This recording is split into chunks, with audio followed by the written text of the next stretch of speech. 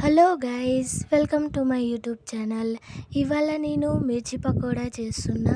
స్ట్రీట్లో తినే వాళ్ళకైతే ఇంట్లో తినబుద్ధి కాదు, కానీ హైజీన్ ప్రాబ్లం ఉంటుంది కదా, అందుకే మనం ఇంట్లో చేసుకొని తింటేనే, ఆయిల్ ఫుడ్ తింటున్నా కూడా ఇంట్లో చేసుకొని తింటేనే బాగుంటుంది. సో స్టార్ట్ చేసేద్దామండి. మనకి మిర్చి పకోడాకి అయితే స్పెషల్గా వేరే మిర్చి దొరుకుతాయి, ఆ మిర్చితోనే చేసుకోవాలి. అన్నిటికన్నా ఫస్ట్ అయితే ఈ మిర్చీస్ని మనం నీట్గా వాష్ చేసుకొని ఒక ప్లేట్లో వేసుకోవాలి.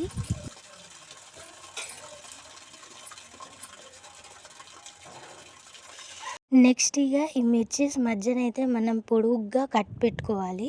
ఇలా కట్ పెట్టుకోవడం వల్ల ఏమవుతుందంటే, మనం ఫ్రై చేసుకుంటాం కదా మిర్చీస్ని, అప్పుడు పలిగే ఛాన్స్ ఉండదు. డైరెక్ట్గా మధ్యన కట్ చేసుకోకుండా పెట్టుకుంటే మాత్రం నూనెలో వేయంగానే ఈ మిర్చి పలిగే ఛాన్స్ ఉంటుంది. నెక్స్ట్ ఇక మనం మిర్చీస్ని కట్ చేసుకున్నాం కదా, అందులో ఉప్పుల్ని అయితే మంచిగా ఫీల్ చేసుకొని పెట్టుకోవాలి.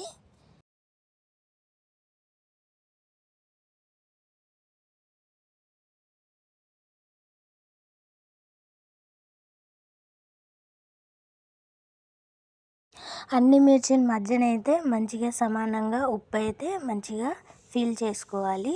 సో ఇవ్వండి, మన మిర్చీస్ అయితే రెడీ అయినాయి. ఆయిల్ వేడి చేసుకుందాము. ఆయిల్ వేడయ్యేంత లోపు అయితే మనం బజ్జీలకి అయితే పిండి కలిపేసుకుందాం. మిర్చి పకోడా, ఉల్లి పకోడా లేదా ఏ పకోడాకైనా మనం యూస్ చేసుకోవాల్సింది బేసన్ పిండియే. ఆల్వేస్ ఇది గుర్తు పెట్టుకోండి. ఇప్పుడు ఇందులో మనమైతే టేస్ట్కి సరిపడేంత ఉప్పు కలుపుకుందాము. ఆ తర్వాత ఇందులో బేసన్ సోడా ఉంటుంది కదా, అది కూడా కలిపేసుకొని వాటర్ పోసుకొని ఆ తర్వాత అయితే నెమ్మదిగా పిండి కలిపేసుకోవాలి. వాటర్ అయితే ఒకేసారి పోయొద్దండి, లేకపోతే పిండి మాత్రం రుచి అవుతుంది, ఖరాబ్ అయిపోతుంది.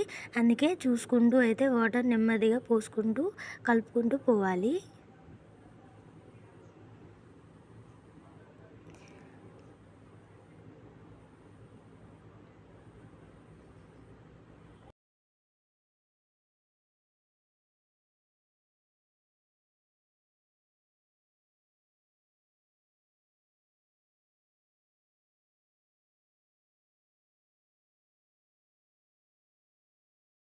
పిండి అయితే రెడీ అయిపోయిందండి. చూడండి, ఇంత చిక్కగా ఉండాలి. మన మిర్చి కూడా అయితే పిండి పట్టుకోవాలి కదా, అందుకే ఇంతలే చేసుకోవాలి. ఇప్పుడు ఒకసారి అయితే చెక్ చేసుకుందాము, పిండి అంటుకుంటుందా లేదా, మిర్చికి ఆగుతుందా లేదా అని. సో పర్ఫెక్ట్గా అయితే ఉందండి. ఇప్పుడు మనం ఆయిల్ వేడైపోయింది కదా, ఇందులో వేసేసుకుందాము బజ్జీలు. నూనెతోనైతే జాగ్రత్తగా ఉండాలండి, చిన్నగా ఒక్కొక్కటి అయితే వేసుకోవాలి. ఎలాంటి టెన్షన్ ఆతృతలు చేయొద్దు, నెమ్మదిగా కూల్ మైండ్తో చేసుకోవాలి. ఎందుకంటే వేడి ఉంటుంది చాలా ఆయిల్, కొంచెం అంతా చిల్లినా కూడా మన స్కిన్ మొత్తం అదవుతుంది.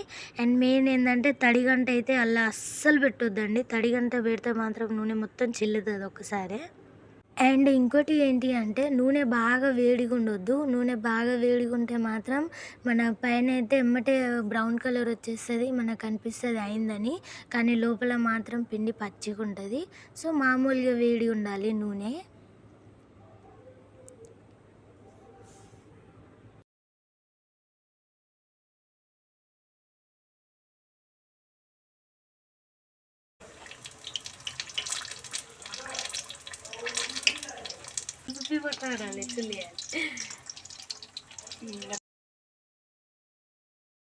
ఇక మన బజ్జీలు అయితే అయినట్టే అండి. ఇప్పుడైతే తీసేసుకుంటున్నా నేను.